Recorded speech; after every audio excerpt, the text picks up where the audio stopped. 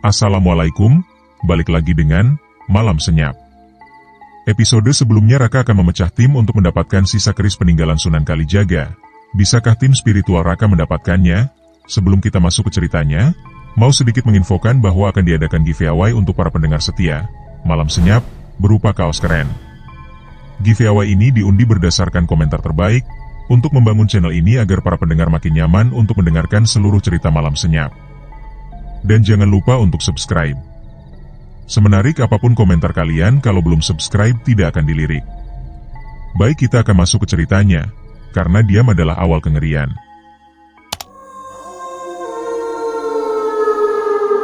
Raka memutuskan untuk mencari keris Kiai Brojol yang tersembunyi di puncak Gunung Kawi.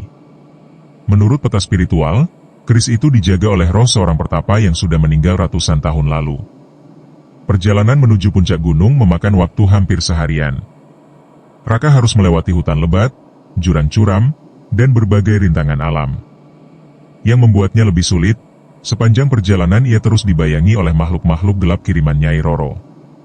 Ketika matahari mulai terbenam, Raka akhirnya sampai di puncak Gunung Kawi. Di sana, ia menemukan sebuah gua kecil yang dijaga oleh sosok spiritual seorang pertapa tua. "Siapa yang berani mengganggu pertapaanku?" tanya roh pertapa dengan suara yang dalam.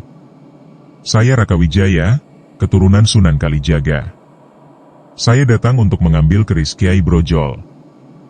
Roh pertapa memandang Raka dengan mata yang tajam, seolah sedang membaca jiwa pemuda itu. Aura spiritual yang murni. "Tapi apakah kamu cukup kuat untuk menguasai keris Kiai Brojol? Keris ini memiliki kekuatan yang sangat besar dan bisa menghancurkan penggunanya kalau tidak siap." "Saya siap menghadapi risikonya." Roh pertapa kemudian memberikan ujian kepada Raka. Ia harus bermeditasi di tepi jurang sambil menahan serangan spiritual dari berbagai makhluk halus selama 1 jam penuh tanpa kehilangan konsentrasi. "Kalau kamu bisa melewati ujian ini," kata roh pertapa, "keris itu akan menjadi milikmu." Raka duduk bersila di tepi jurang yang sangat curam. Angin kencang bertiup, dan dari kegelapan malam, berbagai sosok mengerikan mulai bermunculan mencoba mengganggu konsentrasinya. Ada hantu-hantu yang berteriak di telinganya, jin-jin yang mencoba merasuki tubuhnya, dan berbagai ilusi menakutkan yang berusaha membuatnya panik. Tetapi Raka tetap tenang, terus melantunkan zikir dan menjaga konsentrasinya. Setelah 1 jam berlalu, semua gangguan spiritual hilang. Roh pertapa tersenyum puas. "Bagus. Kamu memang layak memiliki keris Kiai Brojol." Roh pertapa kemudian mengeluarkan sebuah keris bercahaya biru dari dalam gua. Begitu Raka menyentuhnya, ia merasakan kekuatan yang luar biasa mengalir ke seluruh tubuhnya. Keris ini memiliki kekuatan untuk membelah dimensi, jelas roh pertapa. "Dengan keris ini, kamu bisa berpindah tempat dengan sangat cepat. Tapi hati-hati, jangan terlalu sering menggunakannya karena bisa menguras energi spiritual." Sementara itu, di sisi lain kota, Pak Samin dan timnya sedang menghadapi kesulitan besar. Mereka mencoba mengambil keris Kiai Setan Kober yang tersembunyi di dalam makam kuno, tetapi makam itu dijaga oleh puluhan hantu penunggu yang sangat ganas. "Pak Samin," teriak Mas Agung sambil menangkis serangan hantu dengan jimat yang diberikan Busari, "hantu-hantu ini terlalu banyak. Kita tidak akan bisa masuk ke makam." Pak Samin yang sedang melawan hantu pemimpin dengan cincin pusaka Eyang Surya mulai kewalahan. Energi spiritualnya sudah hampir habis. "Bertahan sedikit lagi," teriak Pak Samin. "Pasti ada cara untuk masuk." Namun tiba-tiba, dari arah selatan, datang bantuan yang tidak terduga. Mbah Darmo, penjaga makam tua yang biasanya pendiam, datang dengan membawa puluhan arwah para ulama dan kiai yang dimakamkan di pemakaman umum. "Pak Samin," teriak Mbah Darmo, "saya bawa bantuan." Arwah-arwah para ulama langsung menyerang hantu-hantu penunggu makam. Pertarungan spiritual yang sangat sengit pun terjadi antara roh-roh baik melawan hantu-hantu jahat. Dengan bantuan para arwah ulama, akhirnya Pak Samin berhasil masuk ke dalam makam dan mengambil keris Kiai Setan Kober yang bercahaya merah. Di tempat lain, Busari dan timnya juga menghadapi tantangan berat. Mereka mencoba mengambil keris Kiai Condong Pecut yang tersembunyi di dasar sungai Berantas, tetapi sungai itu dijaga oleh naga air yang sangat besar dan ganas. "Busari," kata salah satu anggota tim sambil menunjuk ke sungai, "naga itu terlalu besar. Bagaimana cara kita turun ke dasar sungai?" Busari memandang sungai yang airnya bergelombang besar karena gerakan naga di dalamnya. Ia kemudian mengeluarkan tasbih Sunan Bonang dan mulai melantunkan doa-doa khusus. Ya Allah, berikanlah hamba kekuatan untuk menyelesaikan misi ini, doanya dengan khusyuk. Tiba-tiba, dari tasbih itu muncul cahaya hijau yang sangat terang.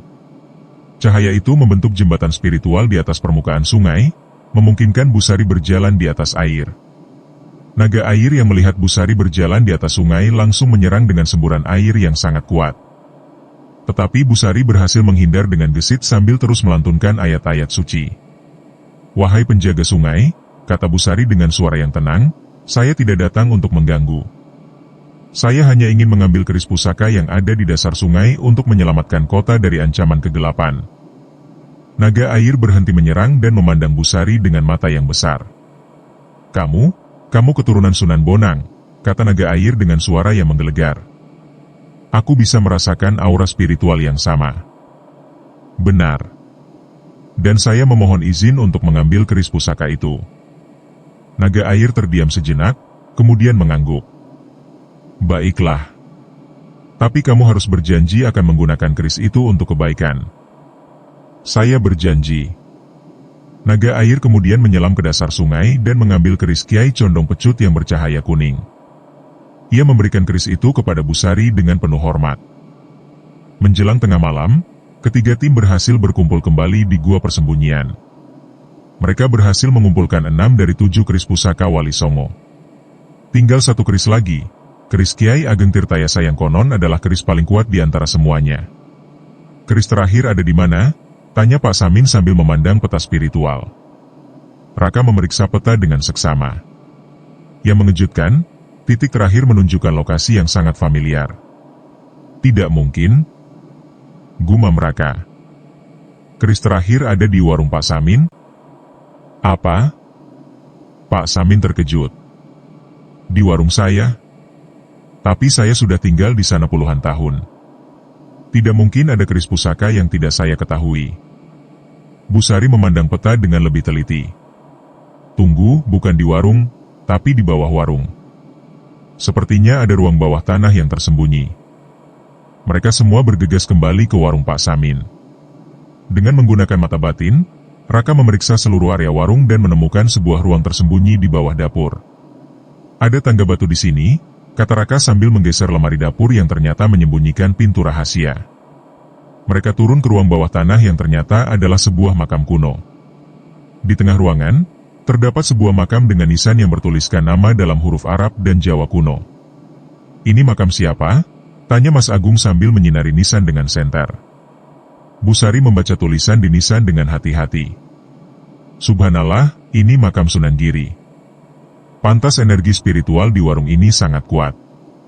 Di atas makam Sunan Giri, terdapat sebuah keris yang memancarkan cahaya putih bersih yang sangat terang.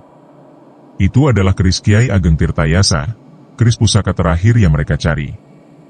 Namun ketika Raka hendak mengambil keris tersebut, tiba-tiba muncul sosok spiritual Sunan Giri sendiri.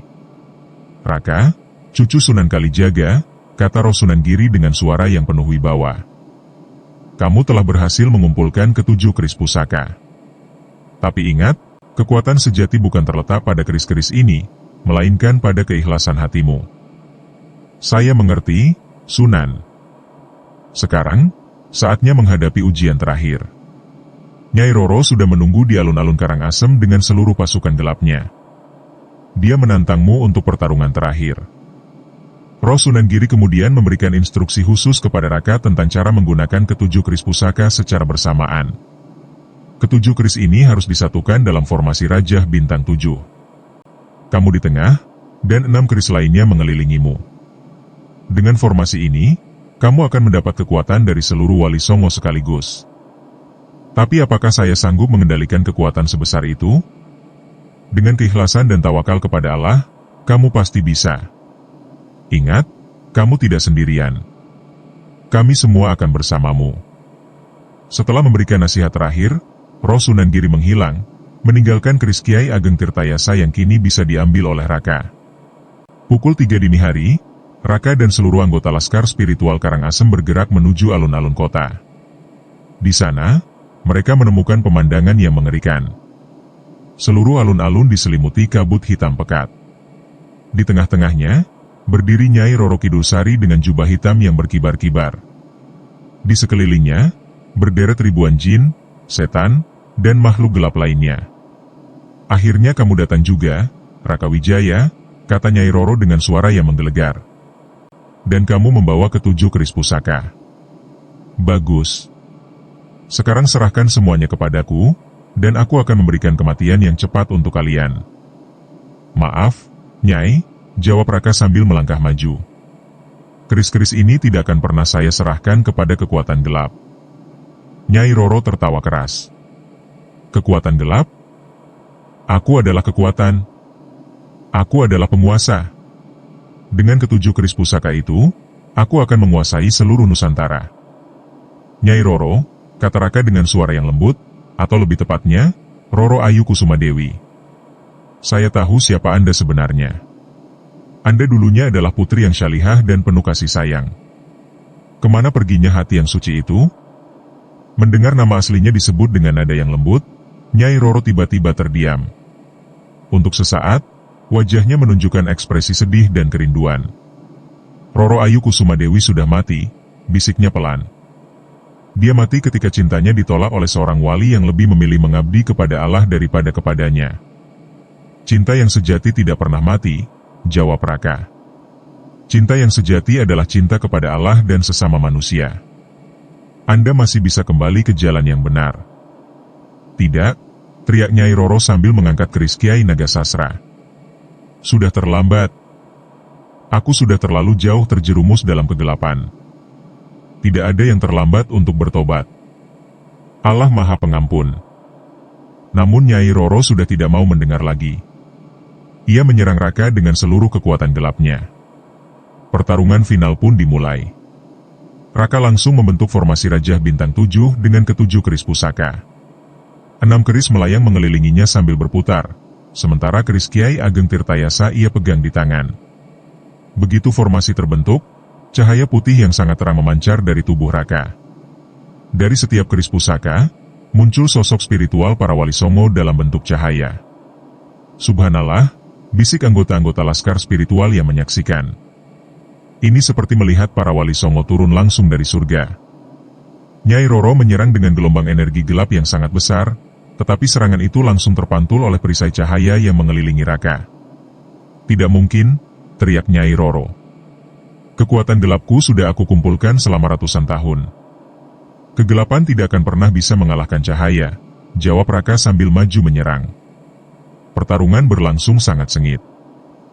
Nyai Roro mengeluarkan semua jurus ilmu hitam yang ia kuasai, sementara Raka melawan dengan kekuatan spiritual murni dari para wali songo. Setiap kali Nyai Roro menyerang, salah satu dari roh wali songo akan muncul untuk membantu Raka.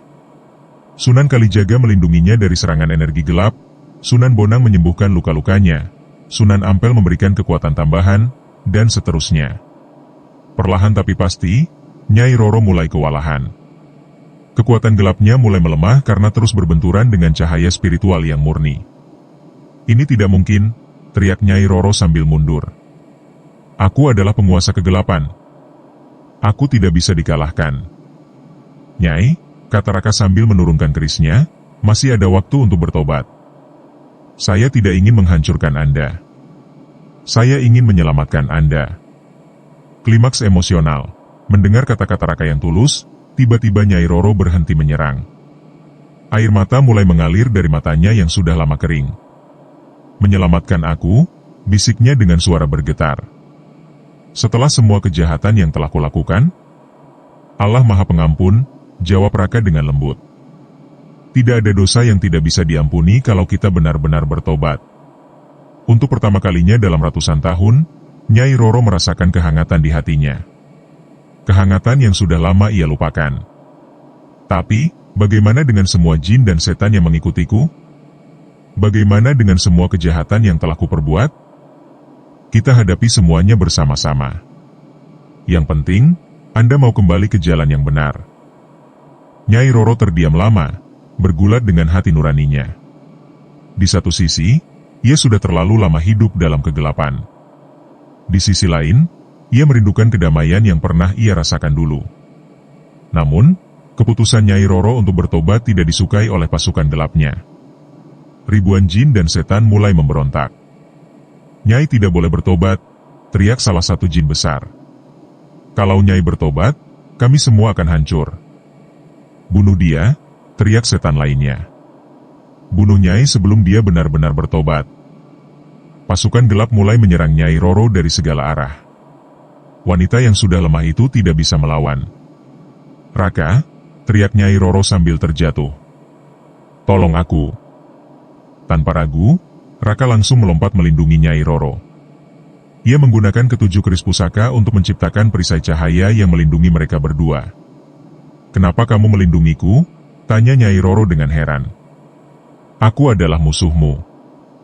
"Karena setiap jiwa berhak mendapat kesempatan kedua," jawab Raka sambil terus melawan pasukan gelap. "Dan karena saya percaya, di dalam hati Anda masih ada kebaikan." Melihat Raka yang rela melindunginya meskipun ia adalah musuh, hati Nyai Roro benar-benar tersentuh. Untuk pertama kalinya dalam ratusan tahun, ia merasakan cinta yang tulus, bukan cinta yang meminta, tetapi cinta yang memberi. "Raka," kata Nyai Roro sambil berdiri perlahan, "terima kasih sudah mengingatkanku siapa aku sebenarnya." Nyai Roro kemudian mengambil keputusan yang mengejutkan semua orang. Ia mengeluarkan keris Kiai Naga Sasra dan mengarahkannya ke dadanya sendiri. "Apa yang Anda lakukan?" teriak Raka panik. "Satu-satunya cara untuk menghentikan pasukan gelap ini adalah dengan menghancurkan sumber kekuatan mereka," jawab Nyai Roro dengan tenang. "Selama aku hidup, mereka akan terus ada. Tapi kalau aku mati dengan bertobat, mereka semua akan hilang." "Jangan. Pasti ada cara lain." "Tidak ada, Raka. Ini adalah penebusan untuk semua dosa yang telah kuperbuat." Namun sebelum Nyai Roro menusukkan keris ke dadanya, tiba-tiba muncul sosok spiritual yang sangat bercahaya. Itu adalah roh Sunan Kalijaga yang datang langsung dari alam arwah.